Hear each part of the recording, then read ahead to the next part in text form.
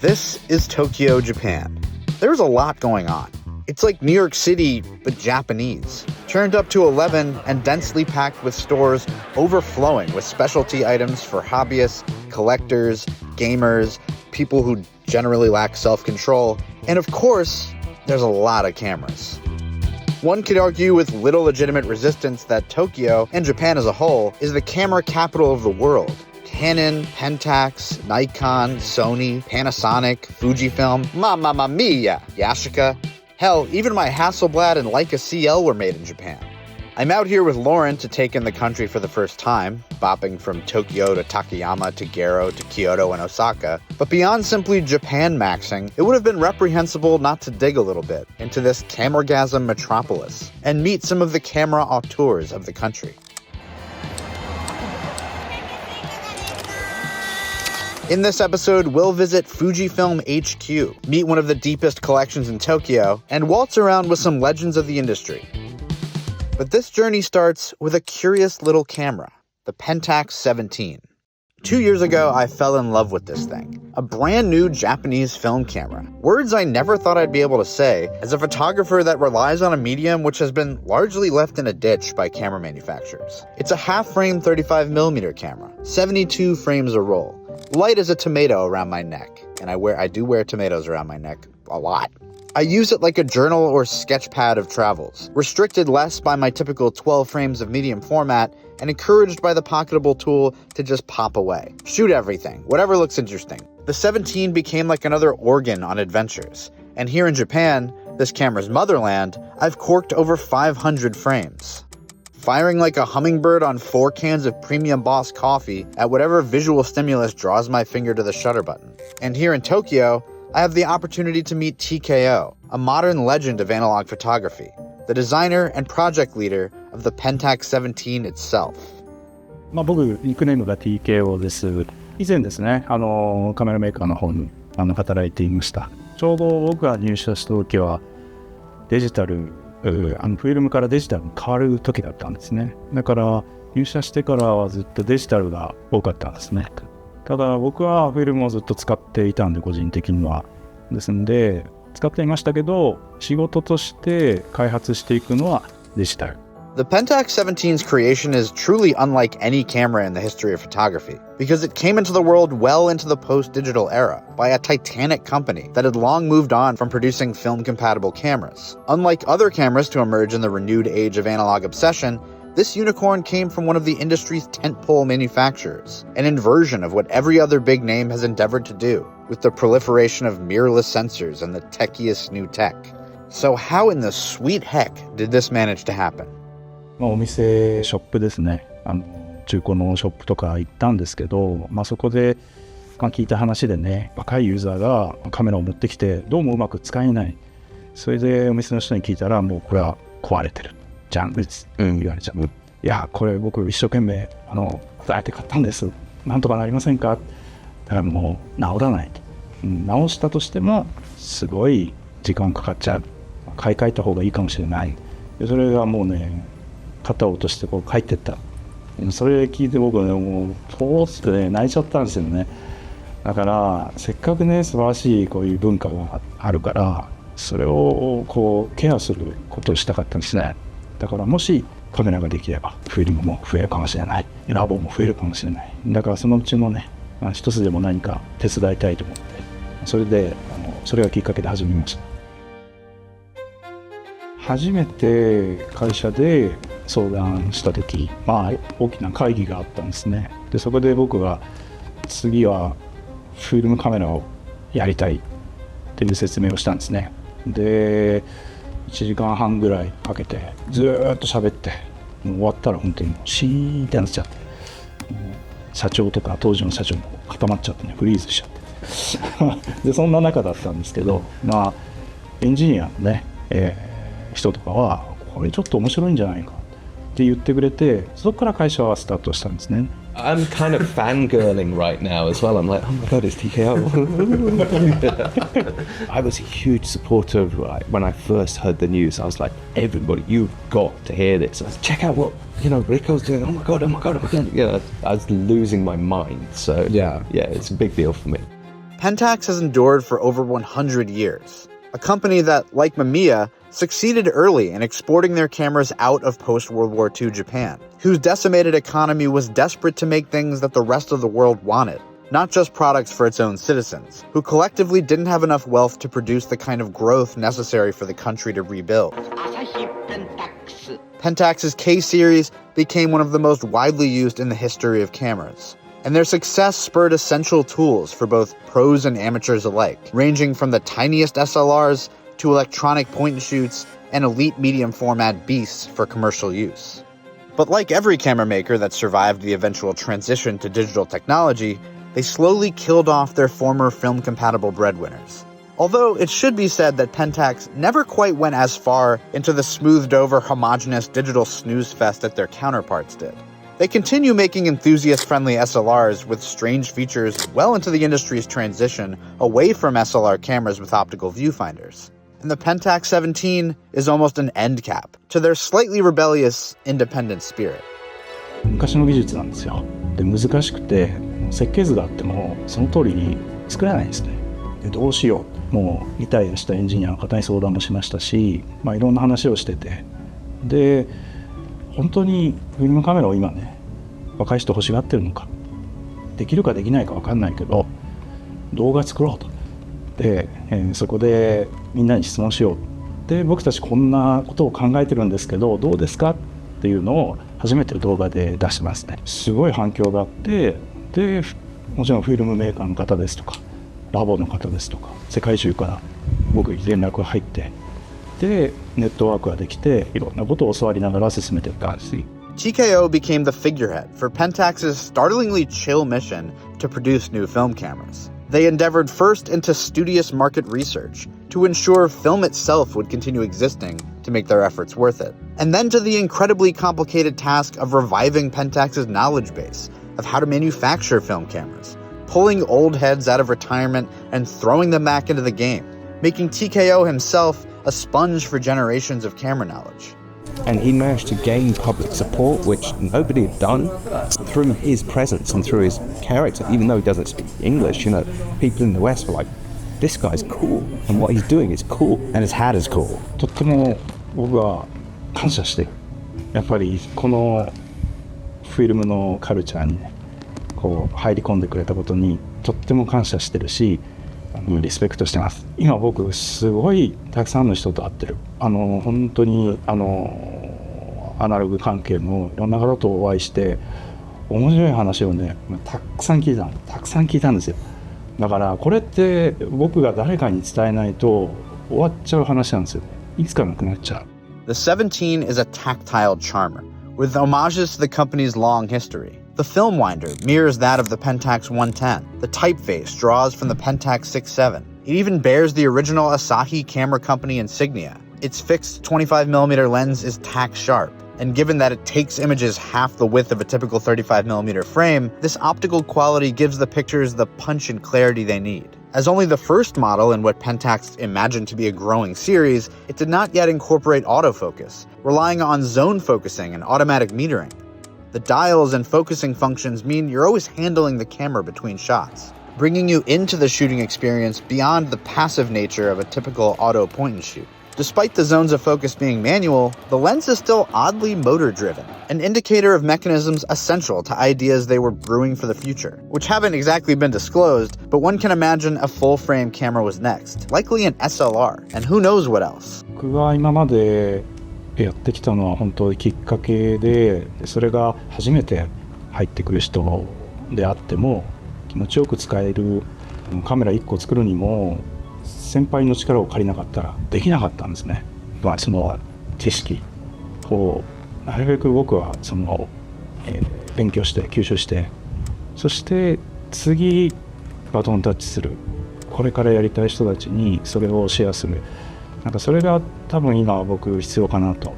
で、日本もそうですけど世界もそうで、技術ね、昔の技術素晴らしいものいっぱいあるんですね。カメラに限らず。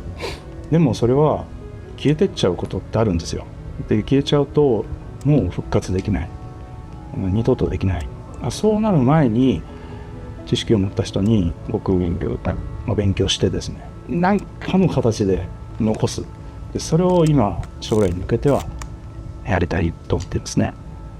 But it's not always sunny in Tokyo. Ricoh, a behemoth that makes anything from photocopiers to interactive whiteboards, acquired Pentax in 2011. For 13 years, Pentax managed to remain somewhat insulated from Ricoh's more broad digital business interests. And it was in this sequestering from Ricoh's other pursuits that the Pentax film project managed to go from concept to creation. However, in 2025, Ricoh knocked on Pentax's door and announced that Daddy was home. They took a look at the film project, said, hey wait, this isn't digital camera is modern and good, why would you do film camera that is old and takes up factory floor space, being old and not modern and future, and just like that, TKO announced his departure from the company, along with several others on the team. Despite the Pentax 17's apparent success, it was not a Ricoh mirrorless camera. And for now, it seems it may be the only analog miracle to squirt out of the blight of capitalism. Ricoh has since clarified that the project is merely paused, but after a year of no updates, analogists can only wait and hope for the needle to move in film's direction again. They had all of this goodwill behind the film project. Right. Had they made an SLR, it would have been huge. Oh, yeah. But also, I say that making an SLR is an extremely complicated process. They had a lot of trouble training engineers to actually put these together. They would have to train a whole bunch of new people to put SLIs together, Right. and from scratch. These aren't, transferable skills. Yeah. If the 17 is the extent of the film project, at least they produce something creatively compelling and eternally repairable. While escaping from a New York snowstorm to get to Tokyo, my 17 was somehow jostled enough for some of its internal parts to come loose. Where can I send this to someone? Is there something? There's Pentax Service Center. You can Pentax Clubhouse. Okay. Yes. In Yotsuya? Otsuya, the Pentax. And you should go there anyway. If there's anyone I'd take camera advice from, it's these two fellas. So we fired over to the Pentax Clubhouse, a cozy operation that acts as both a shop and service center. Knowing everything we know now about how the film project is paused, it was a bit surreal to see how actively it's being represented in this company-owned shop. The camera is still being sold, and they commit to servicing it, but it was a bit like a unique moment frozen in time at the clubhouse, still celebrating this incredible effort by TKO and his team. After only a few hours, I returned to find my 17 fixed, and with some new merch that I was helpless to resist. It was a massive relief to have this thing back around my neck. Of all my cameras, this one feels like a moment catcher versus a moment misser. Where with my other cameras, I have to think more, meter, and carefully focus. With the 17, I just have to pick a zone and hit the shutter. And it fires instantly, unburdening me from having to calculate and giving me 72 frames of breathing room for whatever curiosities suddenly appear before me.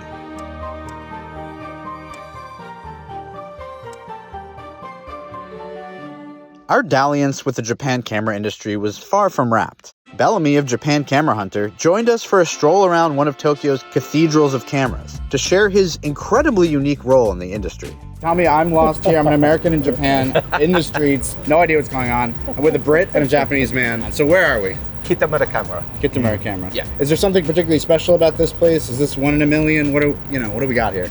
This is the flagship Kitamura store. Kitamura is a chain. They're all over Japan, every town, but this is their big shining tower on the hill. Okay. It's like $14 million, I think it cost them for this building. I'm serious. They had it built. Yes. It's now become a key destination. Okay. For people visiting Japan. Right. All right, let's head on it. Yeah, let's go. All right. I was traveling. I finished university. I was traveling around. I ended up in Japan, and As one does. This was 2004. I thought I'd stay here for a little while, a year, maybe 2 years, and then again 3, 4, 5, and then I got married, and I was like 6, 10. Oh my God, I have a house, I have children, and all that time I was taking photographs, and I got a job working for a company called Gininchi, which is a supply company. While I was working there, I started selling and buying cameras just as a side thing, and it became more than a side thing, and in the end, I set up on my own and I started buying and sourcing cameras for people. not just buying and selling. Right. My whole thing was Japan camera hunter. Yeah. I will find you the camera you want. And then I started making film cases, and then I made my own film. And then, you know, clothing and apparel, and it just sort of snowballed before I was like, oh my goodness, I've got this brand, you know.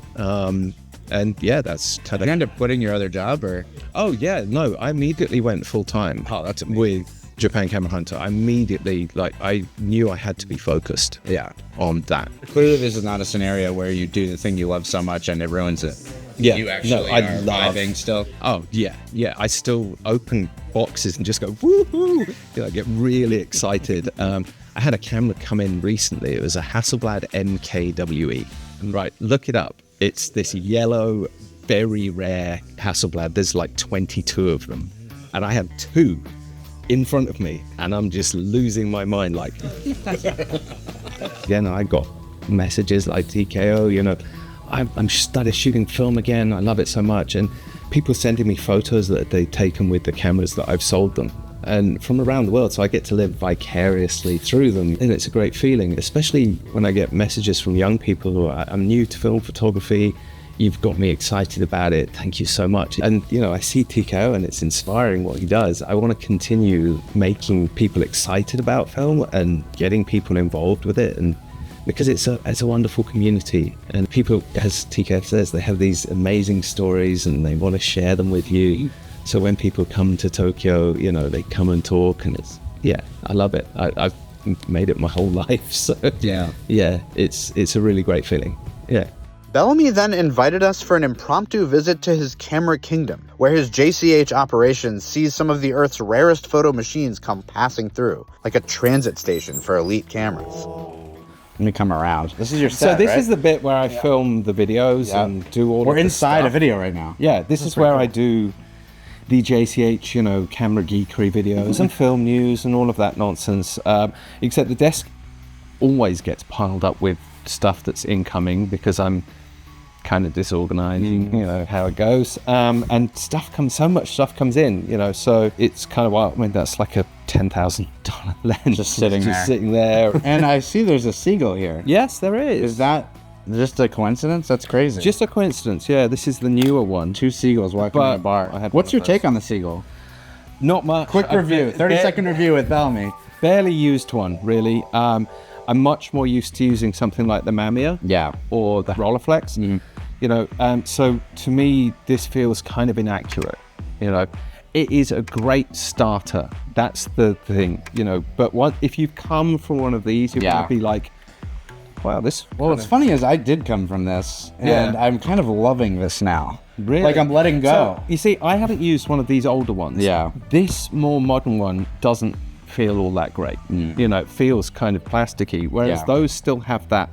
They are an actual metal camera. Yeah. They are well made. The shutters are and can be very accurate, you know, so, and it's got a decent lens on it.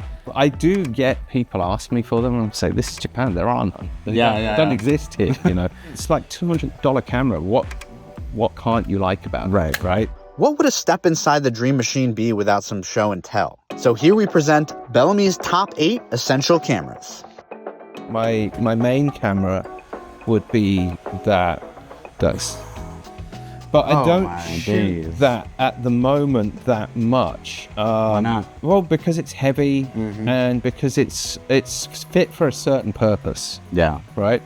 For example, if I want to take pictures of my kids, I'm using this. Oof. Because it's faster, easier. I can just go click, click, click, click, click, click. My name is Bellamy. I have a camera with my name on it. Oh, that's just... Bellamy. That's literally my camera. Wait. Oh, man. Right? Oh, whoa. This solar powered? Yeah, solar powered. This is what I told TKO about, right? And it's only a Yashica 108, but it's Yodobashi branded. And you don't Right, see yeah. And I said I had one. He's like, this will never leave my hands. This was my father's camera. Wow, the OG. That's my dad's camera. OG one. That's what he shot. That will never leave me. Do not pass the Van Allen belt, do not upskirt, and do not give to macaques. Okay. I don't think that's controversial. It's from the smiley selfie. Oh, market. yeah. Oh, my God. The monkey taking a selfie is... Yeah, that was the joke. That was the joke. That's... There's so much I could say about that.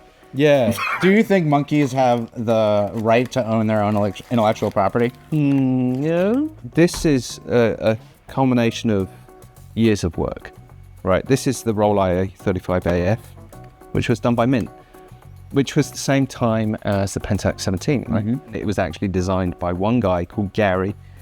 Gary's a lovely, lovely guy who I spoke to a lot during the development of this. He actually contacted me right at the beginning. So like literally there was a cardboard and it was him doing the circuit layout. Wow. I just encouraged him, kept on encouraging him, saying, you've got to do this, you've got to push this, we really want you to do this, because he'd seen my announcement 10 years prior or 8 years prior in Finland, where I said I was going to make a compact camera. And he said, you pushed me to make a camera. So he came to my office and he gave me this camera as a gift. He gave me this black. This black edition is as cool as you are.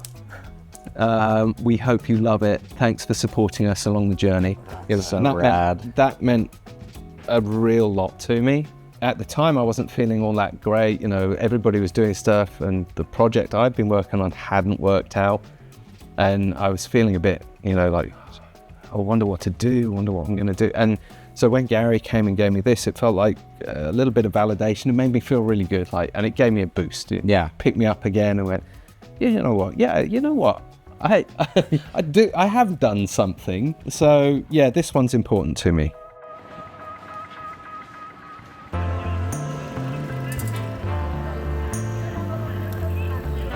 Many know me as a Polaroid guy.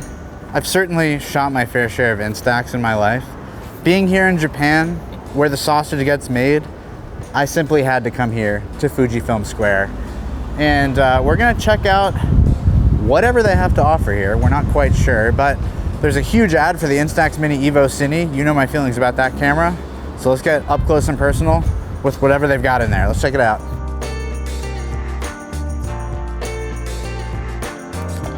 Let's see if there's any mention of FP100C in here. Are they trying to bury it? Pretend that their crimes haven't been committed? All joking aside, Fujifilm has had a profound impact on the industry here. Obviously, it's sort of the main reason we are here today, shooting this episode. They're the Kodak of Japan, what can we say? We've got the original Instax Mini over here from 1998. This is where it all began. Well, sort of where it all began. Knowledgeable viewers would be aware that there were other integral instant formats that Fujifilm made building up to Instax's release. Instax is sort of the final form of their instant film, but the Photorama system, they went through several iterations through the 80s until they finally got to Instax. You've got here the Instax Mini 10, which of course it makes sense. That would be the first model is always 10. You gotta start with 10. Has a lot more features than most of the Instax cameras they make today. They decided to go big and then work backwards because that just makes the most sense. For years, people in the United States didn't have access to this. Yes, Instax was around in the 90s, late 90s, and I talk about it being, a 30-year-old format, but to most, it simply wasn't accessible. Once Polaroid went bankrupt, Fuji really stepped up to the plate and said, okay, now we're just gonna flood the market. We're just gonna bring our stuff over. And Americans really bought in. But here in Japan, this is what they've been shooting all along. And as you can see, yes, FP100C is here, but it's tucked very far away as to not aggravate people like me who come in here trying to hold them accountable. There's even some 100B back there, almost hardly perceptible, hidden behind the Fuji Cardia Travel Mini. It's cool to see Fujifilm paying reverence to the history of photography and the history of themselves, because of all companies that produced film, they are the one that kind of got out clean. They pivoted and diversified their technology very smartly and didn't rely on film to be the basis of the future of the company. As such, entered the digital era with success, entered medicine, cosmetics, all these different industries that benefited from the technology that they were developing with film and chemistry, and essentially left film behind.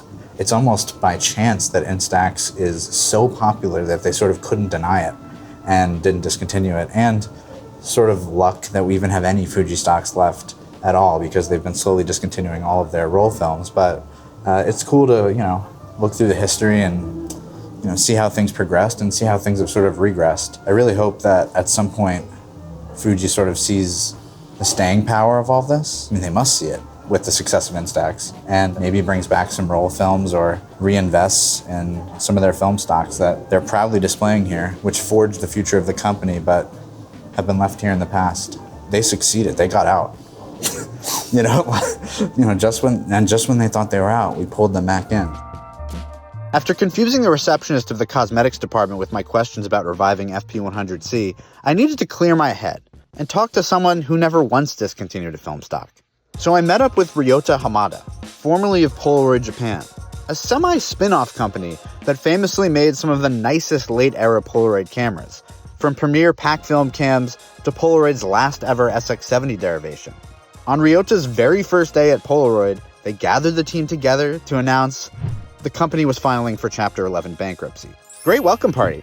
As the raft did stay afloat temporarily, Ryota's boss was keen to make whatever crazy cameras they could, including the Polaroid pinhole cams, and Ryota's own invention, the Polaroid Holga. While Polaroid ultimately folded and Fujifilm reclaimed any lost territory, Polaroid's presence in Japan is heating back up. Film is available everywhere, while only 3 years earlier, Polaroid inventory was far more scarce out here. And I also met up with the owner of a sparkling, locally refurbished SX70, photographer Kentaro Takahashi, a New York Times contributor and the photographer behind A Red Hat, a stunning photo book that I was able to purchase in a store with Kentaro and have him sign it in his living room. These kinds of experiences and being able to nerd out across the globe about the Polaroid SX70 and photography are among my favorite memories from this trip, connecting me with the humanity of this gorgeous country, beyond the average tourism, and creating more intimacy with this place than just going to stores to buy Japanese baseball hats and DVDs, which we also did. So while seemingly infinite corners of Japan are waiting for me to explore, this was a delightful welcoming to the finest camera paradise on this planet and probably others.